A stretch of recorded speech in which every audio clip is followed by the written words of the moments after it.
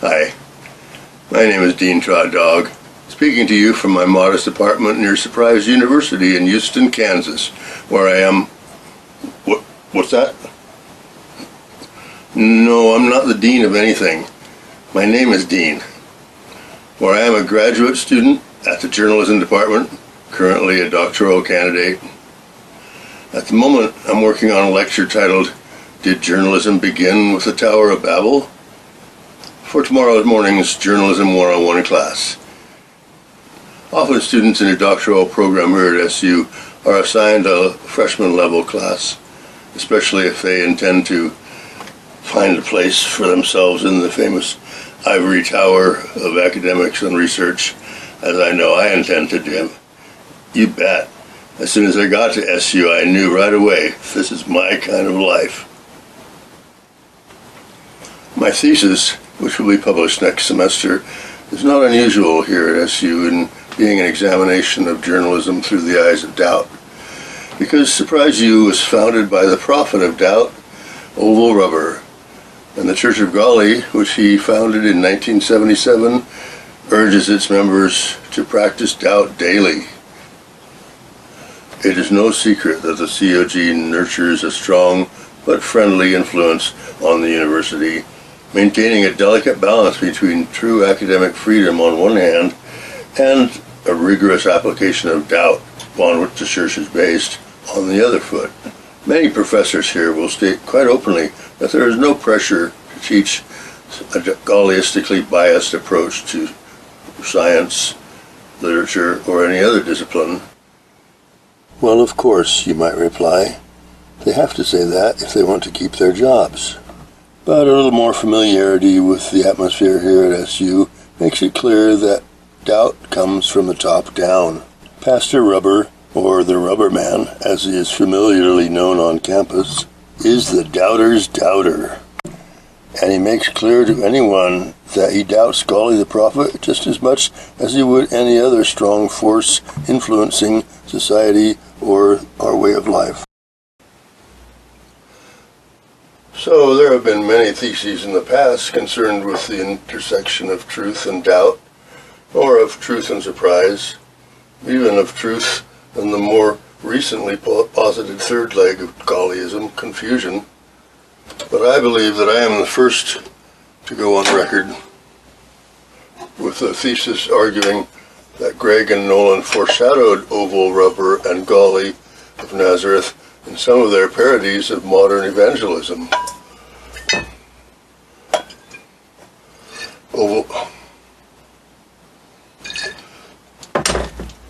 Oval himself has said that they seem to be guiding his steps from the time that he met them, and I'm convinced that Babylon Theater should be included in any discussion about these topics.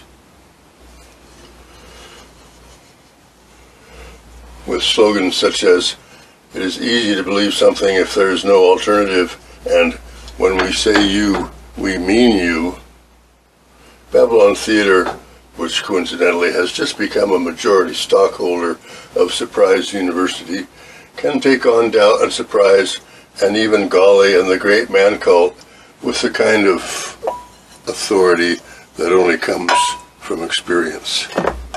My thesis will argue that the Babylon Boys, as they are still affectionately, or some say affectedly, called by their fans, but who refer to themselves only as Nolan and Gregg, or Gregg and Nolan, create plays and jams like fables or Socratic dialogues, and that they have been iconoclasts since their early days in Salt Lake City.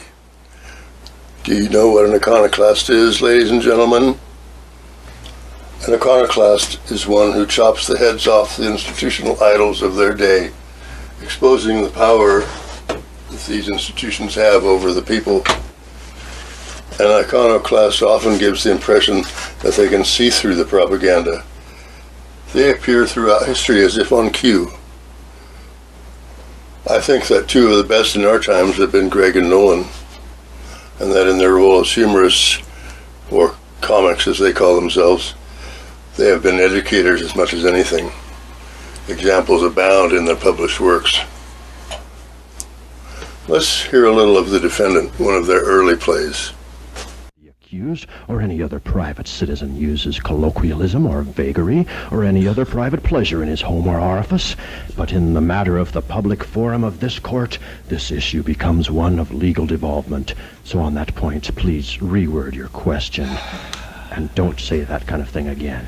My question, ever so slightly reworded, was that, have you ever employed language in such a way as to colloquialize the listener and cause them to have feelings of hominess rather than thoughts that we could use in the public debate?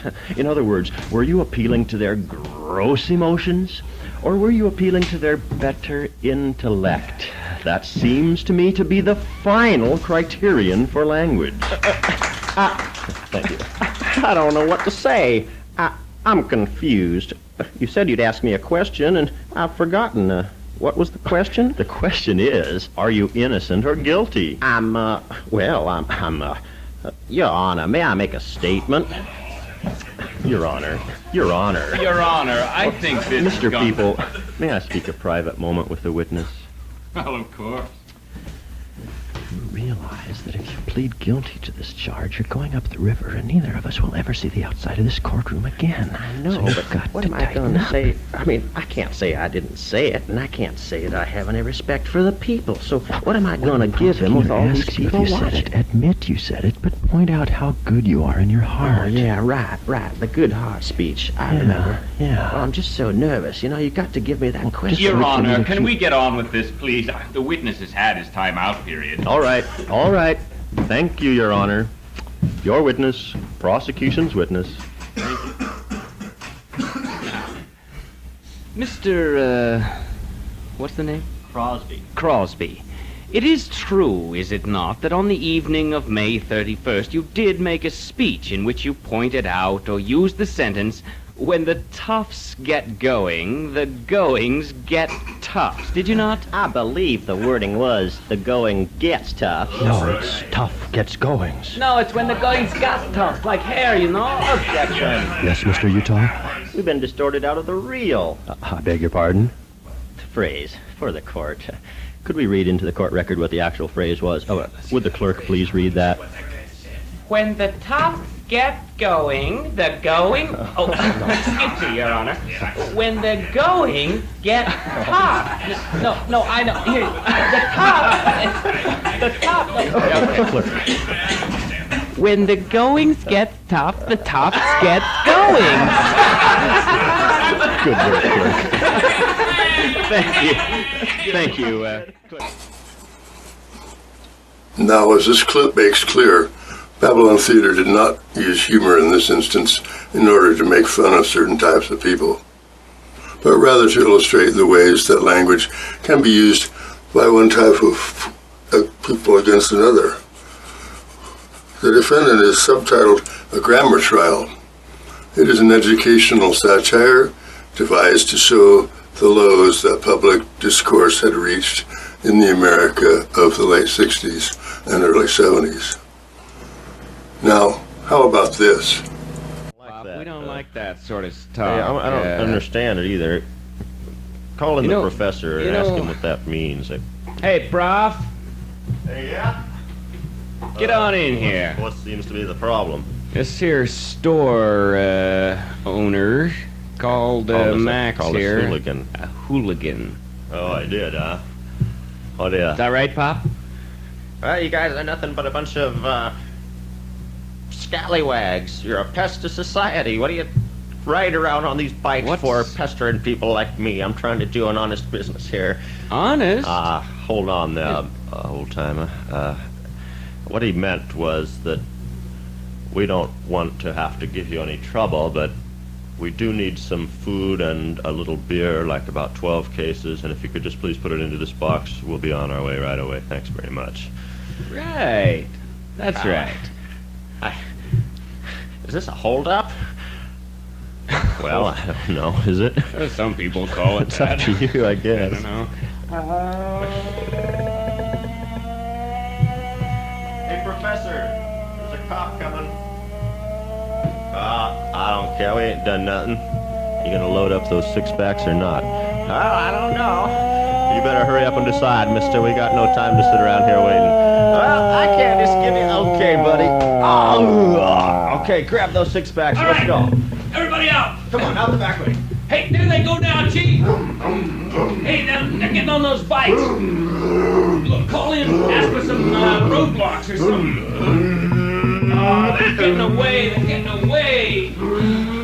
Gee. Oh, I'm pissed, man. These motorcycle gangs have got to be driven out of our community. Lieutenant, do you want me to get an old PB out on all these people? APO? Right. Hey, check with the old man. See if he's all right. You guys, get the car off the lawn, and you, check out. Lieutenant, What? I wanted to report that we found the store owner in the back. He had been knocked out with a ham hock and was lying behind the counter, sir. Oh, well, is he okay? He's unconscious but appears to be alive, sir. I've Okay, called an yeah. ambulance and You get the PBO out, will you? right, the sir. OBC. Motorcycle gangs. Excuse me, Lieutenant. What? Ace Hound, private reporter. Yeah. Do you mind if I ask you a couple of questions? I'm working Look, on a we're freelance busy right interview now. for a Washington Star. I don't have time to grant an interview. Look, a major know, holdup has come. We got a bankrupt. motorcycle gang coming in here. I don't have time to talk to the press. That's what I wanted to ask you about. Do these motorcycle gangs frequent your town? Not frequently. This is a rare occurrence. I've been following this particular gang across the country, and when they pulled into what? your town. Hey, wait a minute. You're not one of them, are you? No. Hey, no, I'm a reporter with the Walter Star. I've been following these people never all mind, across Bob. the country. You see, Okay. I wouldn't wear one of these suits and ride one of those. I drive that Chevy over there. Oh, all right. It's a Well, nice car. In this case, Greg and Nolan are having a little more fun jamming about a 50s motorcycle gang movie they watched recently on TV. It seems to me that their point here was simply that the mass media of each generation are full of divisive stereotypes about different types of people, and how these prejudices can be made to seem ridiculous with a little over-the-top humor. These are just a couple of random examples I have found in the recordings of Babylon Theater in which they seem to be pointing out that even doubt, or skepticism, if you will, is not enough when faced with the well-funded media messages, often disguised as entertainment, with which we are bombarded every day.